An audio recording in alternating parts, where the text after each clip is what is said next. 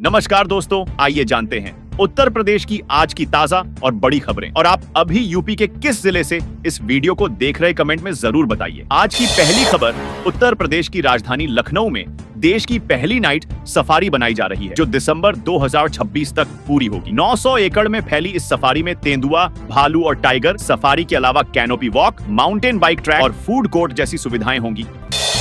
UP में बनेगा 700 किमी लंबा एक्सप्रेस वे। लखनऊ, अयोध्या समेत 22 जिलों को होगा फायदा, टूरिस्ट को भी मिलेगी राहत। उत्तर प्रदेश में पूर्वी और पश्चिमी यूपी को जोड़ने के लिए एक नया एक्सप्रेस वे का निर्माण जल्द शुरू किया जाएगा, जो 700 किलोमीटर लंबा होगा। बता दें, गंगा एक्सप्रेस वे के बाद ये यूपी का दूसरा सबसे बड़ा एयरपोर्ट होगा।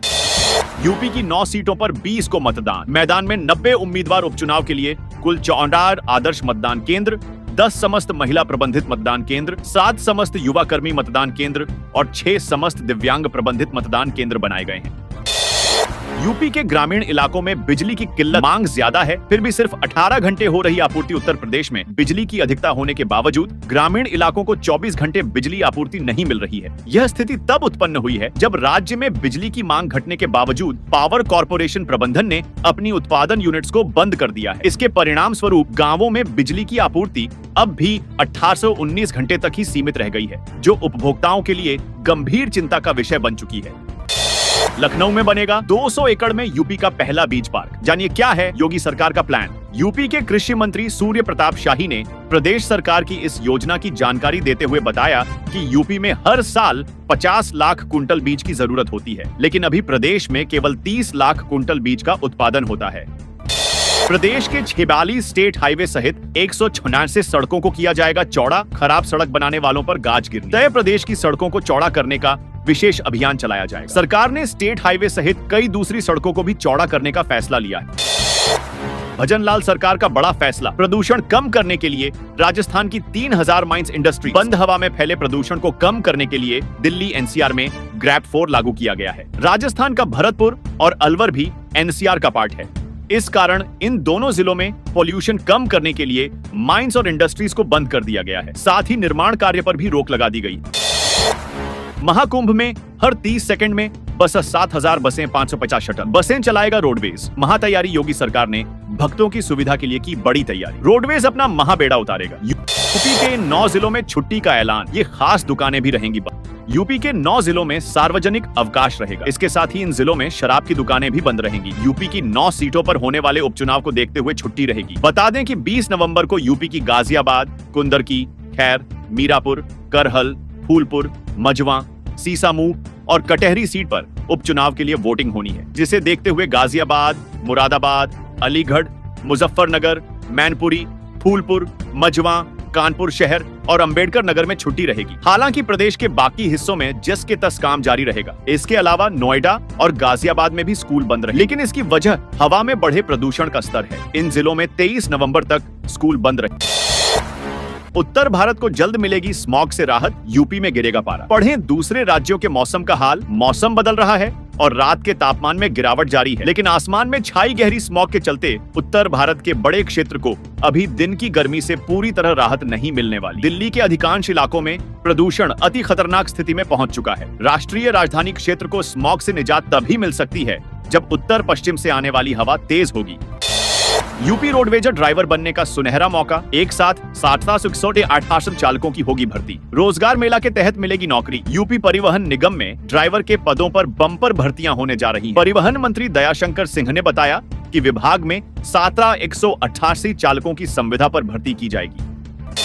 लखनऊ में बनेगी देश की पहली नाइट सफारी। 900 एकड़ में होगा विस्तार। ये विशेषताएं करेंगी आकर्षित। यूपी की राजधानी में जंगल सफारी बनने जा रही है। यह देश की पहली और विश्व की 5वीं नाइट सफारी होगी। सितंबर 2026 तक इसे शुरू करने का निश्चय किया गया है।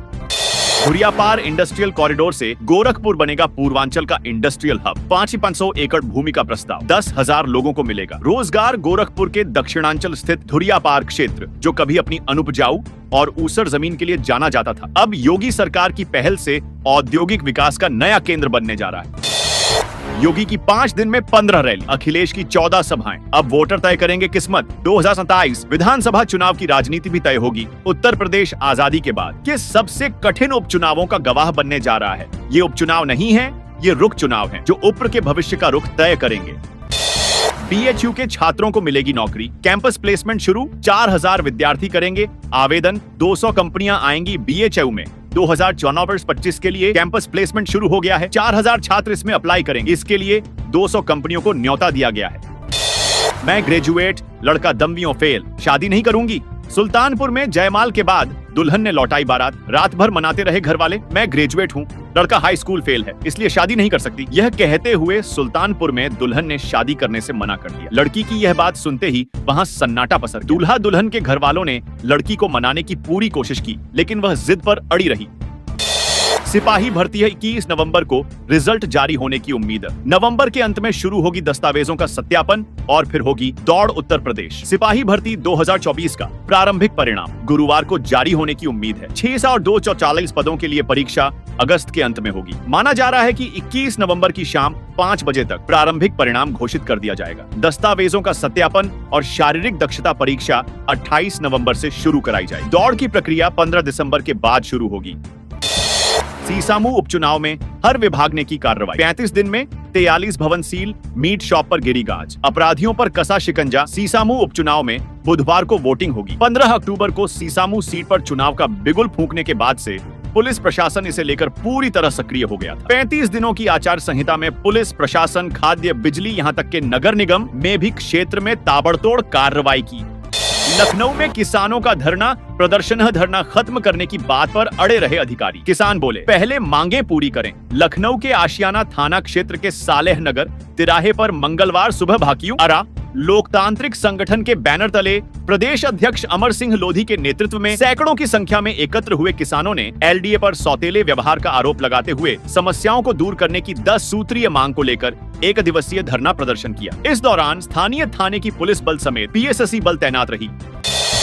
लखनऊ महामना मालवीय इंटर कॉलेज में वार्षिकोत्सव सांस्कृतिक प्रस्तुतियों में नाटक और योग बना मुख्य आकर्षण। उप मुख्यमंत्री ब्रिजेश पाठक ने बच्चों को सराहा। लखनऊ के गोमती नगर स्थित महामना मालवीय विद्या मंदिर इंटर कॉलेज में वार्षिकोत्सव बड़े धूमधाम से मनाया गया। इस कार्यक्रम में बच्चों ने अपनी प्रतिभा का शानदार प्रदर्शन किया, जिसमें नाटक, गीत, नृत्य, योग और नारी सशक्तिकरण पर आधारित कार्यक्रमों ने दर्शकों का दिल जीत लिया। कार्यक्रम में मुख्य अतिथि उप मुख्यमंत्री ब्रिजेश पाठक और वरिष्ठ अतिथि विधायक OP श्रीवास्तव शामिल हुए। ज्ञान भारती इंटर कॉलेज में वाद विवाद प्रतियोगिता। ओंकारेश्वर इंटर कॉलेज की अपर्णा को प्रथम व पूर्वा को द्वितीय पुरस्कार बिरहाना रोड स्थित ज्ञान भारतीय बालिका इंटर कॉलेज में अंतर विद्यालय वाद विवाद प्रतियोगिता का आयोजन किया गया। वैवाहिक कार्यक्रम के भव्य आयोजन का समाज पर प्रभाव विषय पर आयोजित प्रतियोगिता में शहर के करीब 12 से अधिक स्कूलों के विद्यार्थियों ने भाग लिया। प्रतियोगिता में ओंकारेश्वर सरस्वती विद्या निकेतन इंटर कॉलेज की अपर्णा सिंह ने पहला पुरस्कार हासिल किया। योगी सरकार ने दी मंजूरी, अब यूपी में बसेगा एक नया शहर। इन गांवों में हजारों बीघे जमीन का होगा अधिग्रहण। यूपी सरकार से मंजूरी मिलने के बाद अब पहले फेज के लिए जमीन अधिग्रहण की प्रक्रिया शुरू कर दी गई। पहला फेज 2024-2023 तक इसके 365 हेक्टेयर को विकसित किया जाएगा। यूपी के किसानों को खूब रास आ रही केले की खेती, योगी सरकार 31,000 रुपए प्रति हेक्टेयर दे रही। मदद उत्तर प्रदेश के किसानों को केले की खेती खूब रास आ रही है। प्रदेश के पूर्वांचल, अवध आदि क्षेत्रों के कुशीनगर, गोरखपुर, देवरिया, बस्ती, महाराजगंज, अयोध्या, गोंडा, बहराइच, अंबेडकर नगर, बाराबंकी, प्रतापगढ़, अमेठी, कौशाम्बी, सीतापुर और लखीमपुर जिलों में केले की खेती होती है। अगले माह से जनरल क्लास से सफर करने वालों को मिलेंगी सीट। जाने भारतीय रेलवे पूरा प्लान दिसंबर से जनरल क्लास में सफर करने वालों को लटक कर या धक्का मुक्की करके यात्रा करने की जरूरत नहीं होगी। इस क्लास में सीटें बढ़ने जा रही हैं। भारतीय रेलवे ने इस दिशा में काम शुरू कर दिया है।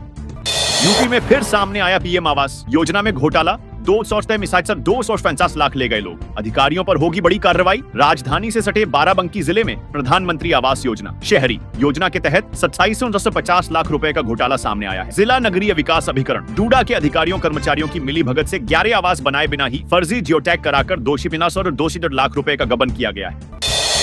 झांसी हादसे के बाद भी सबक नहीं। मुरादाबाद जिले में 500 से अधिक अस्पताल, फायर NOC सिर्फ 153 के पास। मुरादाबाद जिले के सरकारी और निजी अस्पतालों में अग्नि सुरक्षा के पुख्ता इंतजाम नहीं है। हाल ही में झांसी के मेडिकल कॉलेज में हुए अग्निकांड के बाद भी फायर सेफ्टी को लेकर लापरवाही जारी है। जिले में 51 अस्पतालों को फायर NOC न होने पर नोटिस जारी की गई है।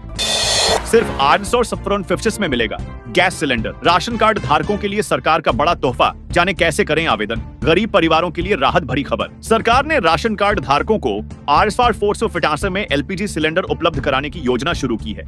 इस सुविधा का लाभ केवल उन्हीं परिवारों को मिलेगा जिन्होंने अपना राशन कार्ड और आधार एलपीजी कनेक्शन से लिंक किया है। यह योजना गरीब और जरूरतमंद परिवारों को बढ़ती गैस कीमतों से राहत देने के लिए लाई गई। यूपी के 1.25 करोड़ परिवारों को मिलेगा पट्टे की जमीन का मालिकाना हक। सीएम योगी का ऐलान, मुख्यमंत्री योगी आदित्यनाथ ने गुरुवार को कहा कि दिसंबर 2023 तक राज्य के 1 करोड़ 25 लाख परिवारों को पीएम स्वामित्व योजना के तहत पट्टे की जमीन का मालिकाना हक दिया जाएगा। यूपी सरकार ने बदले नियम, अब अस्पताल में कार्यरत डॉक्टरों का नाम करना होगा सार्वजनिक, बाहर लगेगा बोर्ड। प्रदेश के अस्पतालों में पारदर्शिता बढ़ाने के लिए अब 50 से कम बेड वाले अस्पतालों में भी डॉक्टरों का नाम सार्वजनिक करना होगा।